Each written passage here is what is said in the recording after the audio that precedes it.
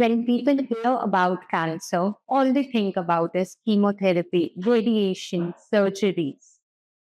They forget कि reason क्या था कीमो का, रीजन क्या था कैंसर डेवलप होने का। कैंसर ओवरनाइट तो डेवलप नहीं हुआ। कैंसर डेवलप हुआ आपके नेग्लिजेंस से। कैंसर डेवलप हुआ जब आपने रोजमर्रा जीवन में ही अपना गलत डाइटरी ऑप्शंस ली। कैंसर डेवलप हुआ ऑक्सीडेटिव स्ट्रेस से। कैंसर डेवलप हुआ पॉल्यूटेंट्स से। कैंसर डेवलप हुआ जब हमने अपना ध्यान नहीं रखा। कैंसर रातों रात नहीं होता। Cancer over period of time generate होता है जब हमारा नॉर्मल सेल अपनी नॉर्मल फंक्शनिंग छोड़कर मल्टीप्लाई करने लग जाता है, जब हमारा सेल डिफेक्ट होने लग जाता है, जब हमारे सेल्स में प्रॉब्लम आने लग जाती है, कैंसर तब होता है। कैंसर जो है ऐसी बीमारी है जैसे सोच के सबको डर लगने लग जाता है। पर क्या आप जानते हैं कैंसर के ट्रीटमेंट का एक प्रोटोकॉल न्यूट्रिशन भी होता है। न्यूट्रिशन से आप कैंसर को काफी हद तक संभाल सकते हैं। आई वोंट से क्योर कर सकते हैं because that would medically be a wrong statement. Oncologist का काम है आपका कैंसर क्लिनिकली चेक करे, but as a nutritionist, as a health care expert, आपका काम है कि आप गाइडिंग दें टू एवरीबडी अराउंड जिससे कैंसर प्रॉब्लम आ रही है। कैंसर बेसिकली सेल डैमेज या डीएनए म्यूटेशन की वजह से भी होता है। ये म्यूटेशंस आप खुद से नहीं सोच सकते कि क्या हो। These could be due to UV radiations. These could be due to, environmental factors, alcohol, smoking, stress, anything can lead to cancer. You never know आपके डीएनए, आपका जो सेल्स है, वो कब आरओएस ज्यादा बनाने लग जाए। So you don't know that. Chronic inflammation.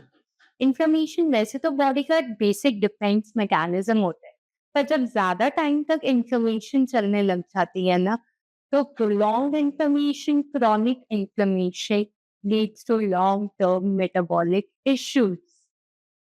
Inflammation को ठीक करने के लिए भी हम बोलते हैं कि you should have a active workout state, you should eat healthy, antioxidant rich diet लेनी चाहिए, विटामिन सी लेना चाहिए, इनफ आयरन होना चाहिए।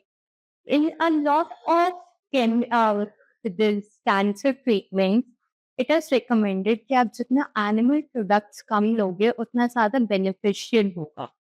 Also, studies have also shown that limiting dairy products will help in controlling the growth of cancer cells.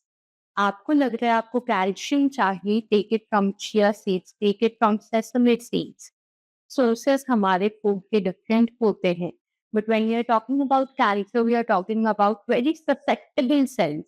तो ये जो susceptible sales है ना, इन्हें हेल्दी न्यूट्रिशन चाहिए।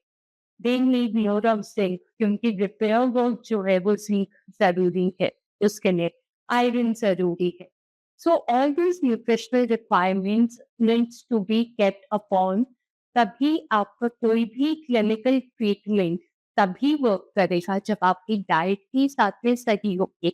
वरना क्लिनिकल ट्रीटमेंट इफेक्ट तो कर रहा है पर आपकी डाइट वही सेम चल रही है जिससे आपको पहले इवेंचुअली बीमारी हुई थी, तो प्रॉब्लमेटिक ही होगा वो, आगे भी प्रॉब्लम आएगी।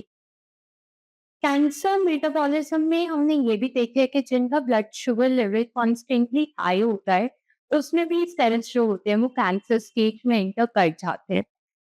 That does not necessarily mean कि ग्लूकोज हमें कट करना है। Glucose is primary fuel for the body, but still your blood level needs to be, blood glucose level needs to be kept in check.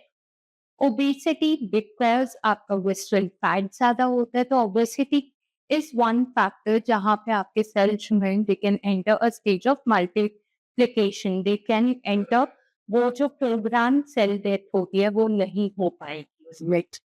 Gut gut is your second brain. गट जब तक आपके healthy microbes होंगे body में, your diet will be rich in probiotics and prebiotics, then most often you will avoid any sort of infection, any sort of abnormalities developing in your body. फिर